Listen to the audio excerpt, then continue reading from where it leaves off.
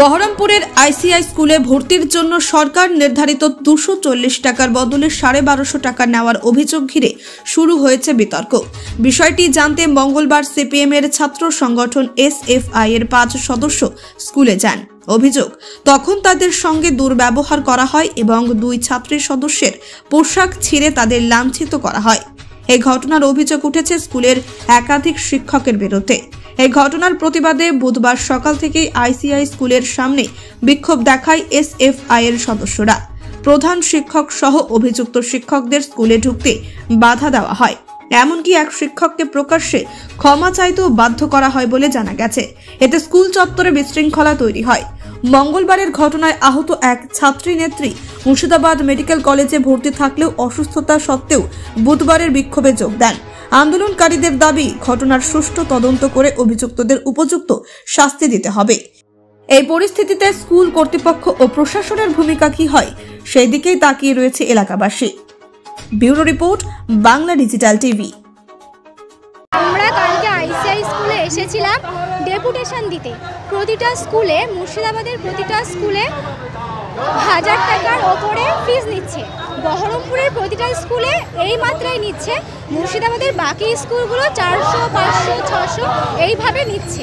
আমরা এর আগে শিল্প মন্দিরে গেছিলাম, সেখানে আমাদের ম্যাম প্রতিশ্রুতি দিয়েছিল যে যারা দুস্থ তাদেরকে আমরা ইনকাম সার্টিফিকেট অ্যাপ্লিকেশন যদি দেখাতে পারে ছাড় দেব। কালকে ওনাদের ম্যানেজিং কমিটির মিটিং হয়েছে, তারপরে ওরা বলেছে তারা গার্জেনদের জানাবে অতিরিক্ত ফি তাদেরকে ফেরত দেবে। আমরা সেই মতো আইসিআইও কালকে এসেছিলাম। আমরা মারবো বা মার খাবো আমাদের এরকম কোনো ধারণাই ছিল না। আমরা শান্তভাবে এসেছি। আমরা টিচারদের কাছে গেছিলাম ডেপুটেশন দিতে। আমরা 2 ঘন্টা ধরে আমাদেরকে বসিয়ে রেখেছিল। প্রথম থেকেই ওরা উত্তেজিত হয়ে কথা বলেছে, আঙুল উঁচিয়ে কথা বলেছে। তারপরে আমরা মধ্যস্থতা করার চেষ্টা করি, আমরা শান্তভাবে কথা বলি, স্যাররা আসে বলে। আমরা 2 ঘন্টা অপেক্ষা করার পর যখন আমরা অফিসে যাচ্ছি আমাদের কেউ গুরুত্বই দিচ্ছে না। আমরা বলছি আপনারা বলুন যে ম্যানেজিং কমিটিতে কারা আছে রিপ্রেজেন্টেটিভ, আমরা তাদের হাতে জমা দেব। যেহেতু টিআইসি মিটিংয়ে গেছে, ওরা বারবার এটাই বলছে যে আজকে এ আসেনি, আজকে ও আসেনি। তখন আমরা বলি যে আপনাদের তো ম্যানেজিং কমিটিতে 3 জন সদস্য, 3 জনের মধ্যে একজনও আসেনি, এটা কখনো হতে পারে? এটা কখনো হতে পারে? তো তারপরে কি হয়েছিল যে আমরা তখন এইভাবে যখন হয় না, আমরা ওখান থেকে বেরিয়ে আসি। আমরা শুধু গেট আটকেছিলাম, শুধু দরজা লাগিয়েছিলাম। ওরা যে বলেছে যে আমরা নাকি সরকারি সম্পত্তি নষ্ট করেছি, আমরা ওনাদেরকে মেরেছি, এটা সম্পূর্ণ মিথ্যে কথা। ওনারা আমাদেরকে প্রথম থেকে উঁচিয়ে কথা বলেছে, মেয়েদের শ্লীলতাহানি করেছে, আমার চুলের মুঠি ধরে আমাকে মেরেছে, ঘাট ধাক্কা দিয়ে বের করে দিয়েছে। আমার এই অবস্থা আজকে। আমি কালকে সারাদিন হসপিটালে ভর্তি ছিলাম। আমাদের এটাই বক্তব্য যে মেয়েদের সুরক্ষা কোথায়? তিলোত্তমা থেকে শুরু করে আবার সেই একই প্রশ্নে আমরা ফিরে আসছি যে মেয়েদের সুরক্ষা কোথায়, তিলোত্তমাদের সুরক্ষা কোথায়? আমরা একটা গুরু হয়ে কখনো একটা স্টুডেন্ট একটা ছাত্রীকে মারতে পারে? কখনো গুরু হয়ে শিষ্যকে মারছে? এটা কখনো হতে পারে? এটা সম্পূর্ণ অপ্রত্যাশিত। শিক্ষকরা শিক্ষা দেয়, শিক্ষকরা আগামীর ভবিষ্যৎ তৈরি করে।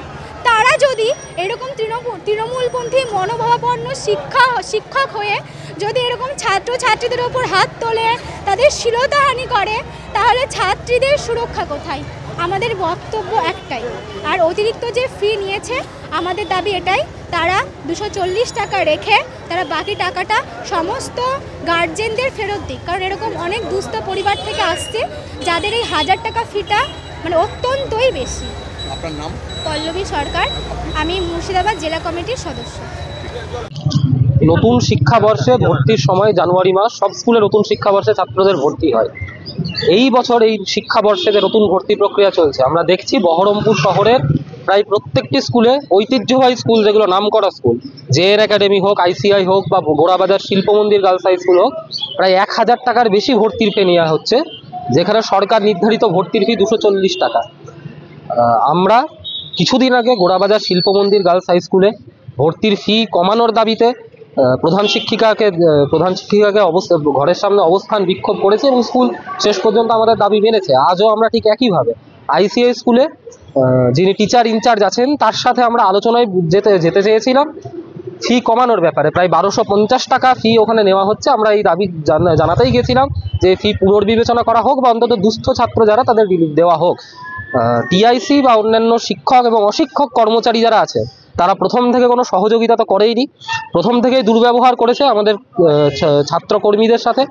এবং পরবর্তীতে তারা কিছু শিক্ষক, স্কুলের কিছু শিক্ষক অশিক্ষক কর্মচারী মিলে আমাদের উপর হাত তোলে। আমাদের যারা ছাত্রীরা ছিল, মেয়েরা ছিল, তাদেরকে পুরুষ শিক্ষকরা নিগ্রহ করেছে, মেরেছে। এবং একইভাবে আমাদের যারা ছেলেরা ছিল তাদের গায়েও হাত তোলা হয়েছে এবং স্কুল থেকে বার করে দেওয়া হয় ধাক্কা মারতে মারতে। আমরা আজকে বহরমপুর থানায় এসেছিলাম। এখন আমরা আগামীটা আইনি পথে এগোতে চাইছি। এই ঘটনার প্রতিক্রিয়া আমরা আইনি পথে এগোতে চাইছি। সেই ঘটনার কথা আমরা পুলিশকে জানিয়েছি বিস্তারিতভাবে এবং লিখিত অভিযোগ জানিয়েছি আমাদের সংগঠনের পক্ষ থেকে।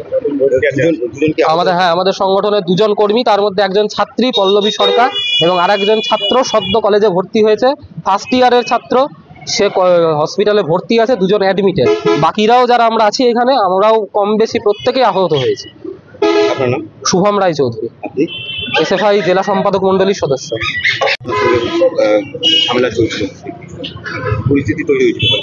ওনারা প্রথম থেকেই কোনো আলোচনায় যেতে চাননি এবং প্রথম থেকেই যথেষ্ট হিংস্র আচরণই করেছেন এবং তারপরে শেষের দিকে সেটাকে শারীরিকভাবে হয় এবং আমাদেরকে মারধর করা হয় এবং ছাত্রীদের গায়ে হাত তোলা হয়, আমাদের গায়ে হাত তোলা হয় এবং শ্লীলতাহানির পর্যায়ে যায় সেটা। তো আমরা সেটা অভিযোগ জানিয়েছি থানায়। বললেন আমরা এটাই জানিয়েছি যে আমাদের উপর শারীরিক অত্যাচার। ওনারা কি বললেন? ওনারা বললেন যে ওনারা এফআইআর লিখছেন, এফআইআর করে তারপরে আমাদেরকে কপিটা দেবেন। সুবর্ণরেখা চট্টোপাধ্যায়, লোকাল কমিটির সদস্য। টাকা বেশি নেওয়া হয়নি। কালকে আমরা বিভিন্ন মিডিয়াকে বলেছি, কালকে যেটা বলিনি, ইলেকট্রিক বিলেও আমাদের 1,20,000 টাকা মতো 4টে বিলে আমাদেরকে দিতে হয়, প্রায় 30,000 টাকা করে বিল দিতে হয়, কারণ গোটা বিল্ডিংয়ের সমস্ত ফ্যান চলে। ইলেকট্রিক বিল বাবদ আমরা কিন্তু কোনো আমাদের টাকার সোর্স নেই, ফলে আমাদেরকে কিন্তু ছাত্রদেরকে আমরা যে ফ্যান বা লাইট দিচ্ছি সেটা ওইভাবেই টাকাটাকে অ্যাডজাস্ট করতে হয় বা নিতে হয়। আর দ্বিতীয় কথা, কালকে যেটা আমি ছিলাম না, লাস্টে এসেছিলাম যখন গণ্ডগোলটা হয়, আমি ডিএম অফিসে মিটিংয়ে ছিলাম। তো মিটিংয়ে আসার পর আমি দেখছি বিশাল উত্তেজনা। ওরা নাকি শুনলাম যে শাটার নামিয়ে তালা মারতে যাচ্ছিল। তো আমাদের যারা অফিসের স্টাফ ছিল তারা প্রথমে প্রতিবাদ করে যে ওরা শাটার কেন নামাচ্ছে, এই অধিকার কে দিল। এই এক কথা দু কথা করতে করতে বচসা হয়, মারামারি, যেটা সম্পূর্ণ মিথ্যা।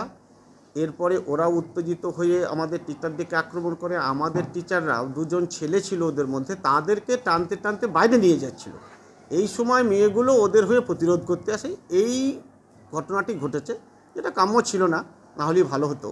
তো যাই হোক, হিট অফ দ্য মুভমেন্টে ওরাও আমাদের 3-4 জন টিচারকে ফ্ল্যাগের লাঠি দিয়ে যা মেরেছে, তো সেটা খুব দুর্ভাগ্যজনক আমাদের কাছে যে একজন ছাত্র হয়ে আমাদেরকে লাঠি তুলছে। আমাদের টিচাররাও ওই মুহূর্তে হিট অফ দ্য মুভমেন্টে ওদের 2 জন ছেলেকে টেনে হেঁচড়ে যে তোরা বাইরে বেরিয়ে যা বলে বের করে দিচ্ছিল। এটাই ঘটনা, মারামারি কিছু হয়নি। আর হ্যাঁ, চিৎকার চেঁচামেচি বচসা হয়েছে, এটা দুপক্ষই হয়েছে। আমি লাস্ট মুহূর্তে এসেছিলাম, আমিও ওদেরকে দেখলাম যে আমাদের একজন রাজীববাবুকে, ওদের একজন, এবং রাজীববাবু এবং আমাদের সুসংবাদ বা রাজ্যবাবুকে দেখছি, আমি নিজে দেখেছি যে ওরাও ফ্ল্যাগের লাঠি দিয়ে মারছে। ওনারা সব টিচার। তাহলে টিচারদেরকে একটা ছাত্র যদি লাঠি তোলে, ওনারা বলছেন আমাদের গায়ে হাত তুলে। আমরা হাত তুলিনি, আমরা ছেলে দুটোকে টেনে বাইরে বের করতে চেয়েছিলাম যে স্কুলে বিশৃঙ্খলা নয়, তোমরা গেটের বাইরে যাও। এটাই ঘটনা। আর আজকে তো আপনারা দেখলেন টিচারদিকে, প্রায় সমস্ত টিচারকে, আমাকেও একটা হেনস্থার শিকার। আর দ্বিতীয়ত কথা হচ্ছে, আমরা যেটা ফিজটা নিয়েছি, পাশাপাশি বহরমপুরের সব স্কুলই কিন্তু 19-20 একই ফিজ নিচ্ছে। অথচ বেছে বেছে 2-1টা স্কুলে এরকম একটা অস্থিরতা বা বিশৃঙ্খলা সৃষ্টির চেষ্টা, এটা আমার মনে হয় উদ্দেশ্য প্রণোদিতভাবেই করা হচ্ছে। না, সরকার সেটা দেয় না। আপনারা জানেন হয়তো যে 240 টাকা ডেভেলপমেন্ট ফি পায় আর 340 টাকা। এর মধ্যে ওরা বুঝতে চাইছে না সারা বছরের মেনটেনেন্স যেটা, সেটা এর মধ্যে ইনক্লুড আছে। সরস্বতী পুজোর চাঁদা, আমাদের বিদ্যালয়ের ঐতিহ্য, 100 বছরের উপর স্কুল আমাদের, 150 টাকা আমরা নিই, 50 টাকা পুজো, 100 টাকা প্রীতিভোজ, 150 টাকা চলে গেল 750-র মধ্যে।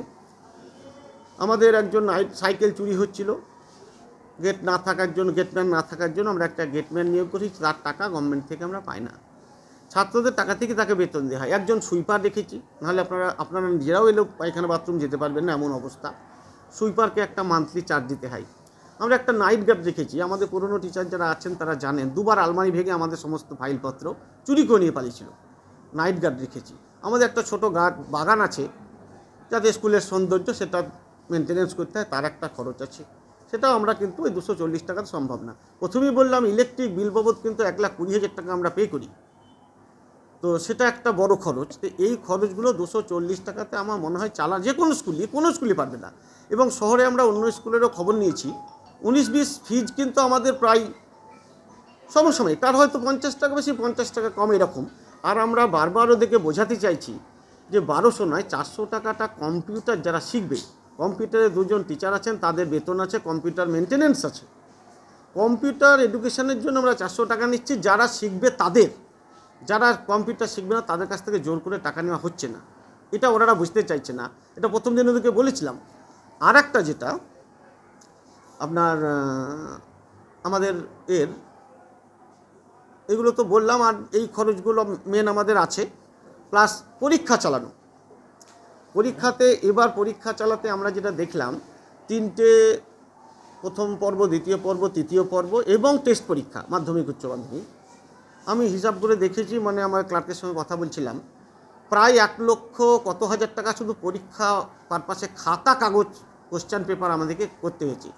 এই চার্জ কিন্তু ওনারা আন্দোলন করছেন বটে, 240 টাকায় চালানো খুবই কঠিন, চলবে না। তাহলে আমাদেরকে এগুলো বন্ধ করে দিতে হবে, আমাদেরকে নাইট গার্ড বন্ধ করে দিতে হবে, আমাদেরকে সুইপার বন্ধ করে দিতে হবে, আমাদেরকে আপনার গেটম্যান বন্ধ করে দিতে হবে, এছাড়া আমাদের উপায় নাই।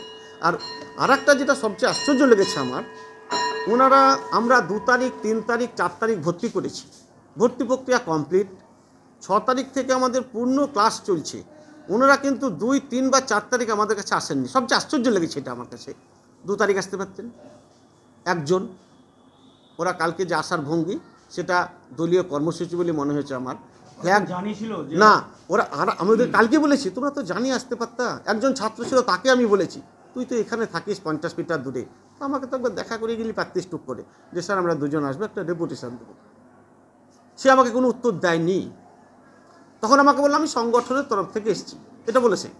তো আমি বললাম তুই একটা অ্যাপয়েন্টমেন্ট নিতে পারতিস, আমাকে বলতে পারতিস, আর তোরা যে এসছিস, তাহলে আমরা তো 2, 3, 4 সমস্ত ভর্তি কমপ্লিট, আমরা টাকা ব্যাংকে অলরেডি বিভিন্ন যে অ্যাকাউন্টে টাকা থাকে জমা দিয়ে দিয়েছি, এখন তোদের বর্ধিত ফের আন্দোলন আমি কী করব? তাহলে ওদেরকে বলেছিলাম ভালোভাবে, ওরা শোনেনি। তারপরে তো আমি ডিএম অফিসে মিটিংয়ে চলে গিয়েছিলাম। তো মিটিং থেকে এসে দেখছি চরম একটা উত্তেজনাকর পরিস্থিতি। সেই সময় আমি বিদ্যালয়ে মিটিং অসমাপ্ত অবস্থায় এসেছি, কারণ বারবার ফোন করছে যে তুমি তাড়াতাড়ি এসো, বিদ্যালয়ের ঝামেলা। তো এই হচ্ছে আপনার কালকের ঘটনা। আজকের ঘটনা তো দেখলেন, গেটে একটা অবাঞ্ছিত। হ্যাঁ, আর একটা জিনিস ওদেরকে কালকেও বলেছিলাম, যারা দুস্থ ছেলেমেয়ে আছে আমাদেরকে জানিয়েছে, তাদেরকে কিন্তু আমরা কম্পিউটারেরও পয়সা নিইনি, আমরা সরস্বতী পুজোর চাঁদাও নিইনি, কোনো টাকা নিইনি, শুধু 240 টাকা বা 9, 10-এর ক্ষেত্রে 350 টাকা আমরা নিয়েছি। যারা আমাদেরকে জানিয়েছে যে স্যার আমার অবস্থা, কেউ বলতে পারবে না যে আমি জানিয়ে ছাড় পাইনি। ওইগুলো আমরা সম্পূর্ণ, তাদের কোনো টাকা এক্সট্রা টাকা আমরা নিইনি, তাদের সরকার নির্ধারিতটাই নিয়েছি।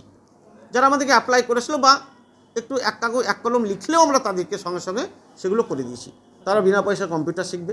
মানে ভর্তি প্রক্রিয়া শেষ হয়ে গেছে? ভর্তি প্রক্রিয়া 4 তারিখে ক্লোজ আমাদের। এখন ভর্তি হচ্ছে কারা? যারা 2, 3, 4 আউট অফ বহরমপুর ছিল, তারাই 1টা 2টো যারা আসছে, কালকে এসেছিল তারাও কিন্তু ভর্তি হচ্ছে এখন, যারা 3 দিন ছিল না। তা আমরা 6 তারিখ থেকে ক্লাস ঘোষণা করলাম, তো ওরা 2 তারিখে সে ইন্টিমেশন দিতে পারতো, আমাকে ওভার টেলিফোন বলতে পারতো স্যার এই ব্যাপার শুনছি আপনাদের স্কুলে